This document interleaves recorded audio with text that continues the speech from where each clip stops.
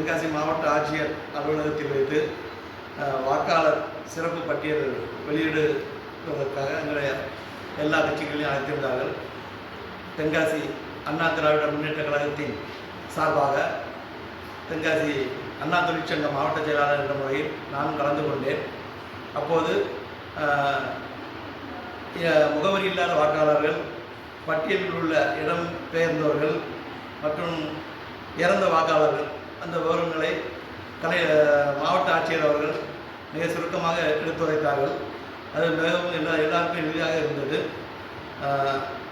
Double entry போன்ற விவரங்களையும் தெளிவாக எடுத்துரைத்தார்கள். அதன் பிறகு மற்ற விவரங்கள் உண்டா என்று எல்லோரிடமும் மாவட்ட தலைவர் அவர்கள் கேட்டார்கள். எங்களுடைய அறிவுரைகளையும் அவர்கள் கேட்டு தெரிந்து கொண்டு மிக சிறப்பாக அந்த கூட்டத்தை நடத்தி முடித்தார்கள்.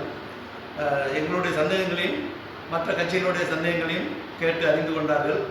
அனைத்து கட்சி உறுப்பினர்களும் நல்ல முறையில் கலந்து கொண்டு சிறப்பாக நடைபெற்றது என்பதை இதன் மூலம் தெரிவித்துக் கொள்கிறேன்.